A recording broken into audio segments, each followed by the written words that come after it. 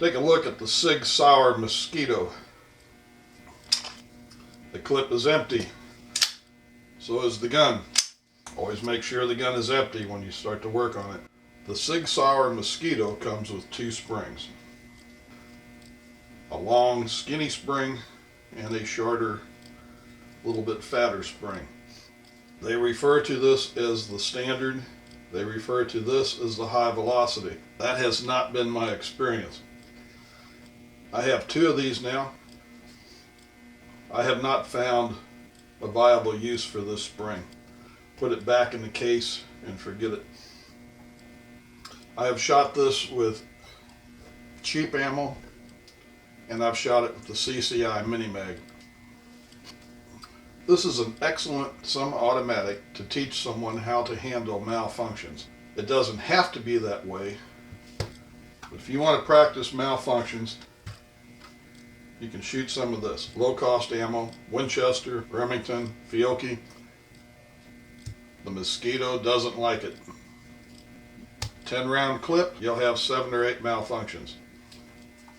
Generally, the problem you're going to have is fail to feed. It's a recoil-operated mechanism. There's not enough recoil from the low-velocity ammo to get this slide back enough to strip another round off the clip.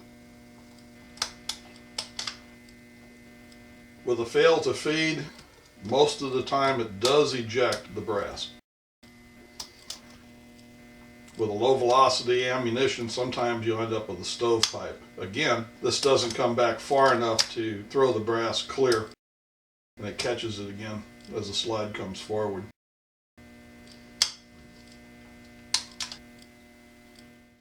CCI Mini Mag with what's referred to as the high velocity spring. This pistol will malfunction just like lower cost, low velocity ammunition. On both pistols, this spring, this ammo, this pistol operates and functions 100% reliable. I have not had a single malfunction using this combination. It's over 1,000 rounds in this with the CCI and a couple hundred rounds in the other pistol. Very reliable and quite accurate. Quite accurate from the standpoint, this is a 3.9-inch barrel, and shooting at a target 45 feet away, 15 yards, it's not bad. Quick review of some of the functions. This is the safety. The hammer will still drop with the trigger. It'll work double or single action, but the hammer is blocked from hitting the firing pin when this is down. On an empty clip, the slide will stay back. It will be caught by this lever.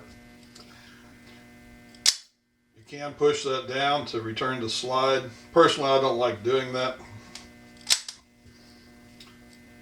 Push down on the lever, then let the slide go forward. On any semi-automatic, when you want to load a round, pull the slide all the way back and let it fly. Let the full momentum and power of the spring chamber the round. Oftentimes, one of these, if you don't pull it all the way back and let it fly, it'll stop short of being all the way forward. If it is a little bit short of being forward, then the pistol will malfunction. It's a built-in safety. This has to be all the way forward for it to fire. This is a decocking lever.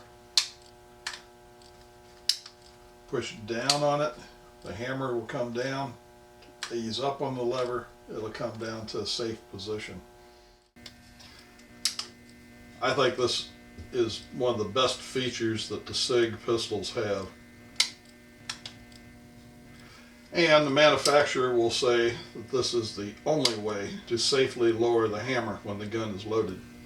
If you want to test fire one of these, get some of these snap caps.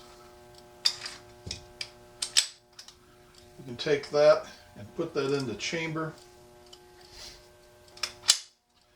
Now you can practice with an empty clip. Practice pulling the trigger. And this way it's going to be double action. It'll fire. That'll stay back after the first round. It'll be single action every time after that. The snap cap gives the firing pin something to hit against so that you don't damage the firing pin. Take this apart, move the clip, take down lever, rotate it 180 degrees till it faces forward, hammer back, slide to the rear, lift it, and bring it off. The spring is tapered. The small end goes on the guide rod. The guide rod goes into this pocket that's right below the barrel. The other end of the spring goes into this recessed area. You may have to just shake it a little bit. Never force a semi-automatic. If it's not going together easy, you're doing something wrong. If you force it, you're going to break it. Slide it back all the way, push down, let it come forward. Take down lever to the rear, decock. Make sure it works. Slide stays back on an empty clip.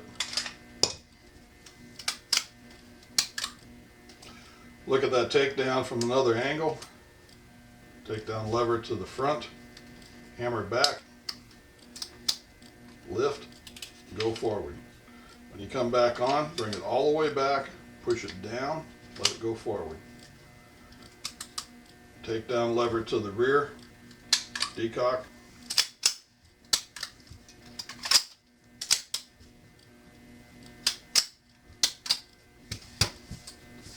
Pretty easy disassembly and assembly on this one. A nice little pistol. Once you figure out the combination of spring and ammunition, very reliable. I like to take the grips off, so when I go to clean this, oil and solvent and stuff is not running down behind the grips. And I can clean out the spring area and everything. 22 is a very dirty ammunition. I'm going to want to clean this area on the barrel, make sure the slide is clean, where the ejector pin picks up the edge of the brass. You'll get a bunch of powder residue and wax from 22s that'll be in there. And powder and everything will be all down inside here, all the cracks and crevices around all these levers and sears. So I use WD-40. Or I put this down in a container of kerosene, let it soak for a little while, and take this toothbrush and just scrub everything as clean as I can get it. Rinse it out, blow it out with compressed air. Use a gun cleaner like Hobbs No. 9 solvent. Go in here and clean the barrel. Keep pushing patches through there until they come out clean. Use it to clean these areas.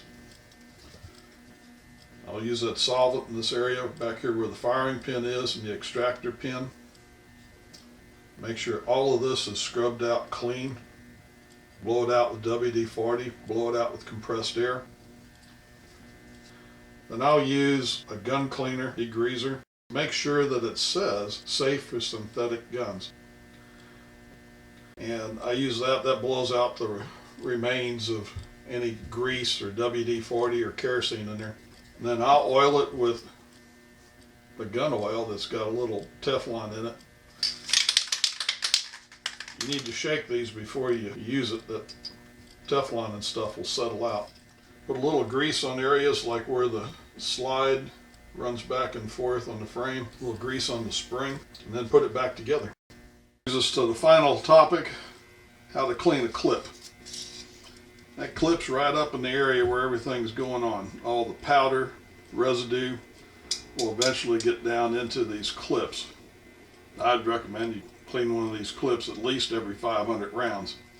They're easy to take apart.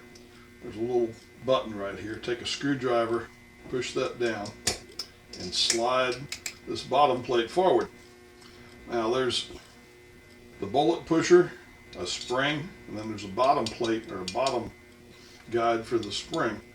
When you pull this off of here and you keep your finger over the top of that, all those pieces will start coming out of there. That little piece comes down to this point. You can take this pin out, and you need to pay attention to which way this goes in. It goes in that direction. Then you've got this little bottom piece, which engages with the spring, and that's the little button you push down to get your bottom plate to release. Just clean it, dry it out. This is aluminum. Can't hurt it. Wash it out, soap and water, whatever. This one here I wouldn't use soap and water on, but put that back in. Get that hole to line up. Put that pin in there. Put the spring back in. Put that piece back on there. Slide that up in there, like so. Put the plate on there. That's it.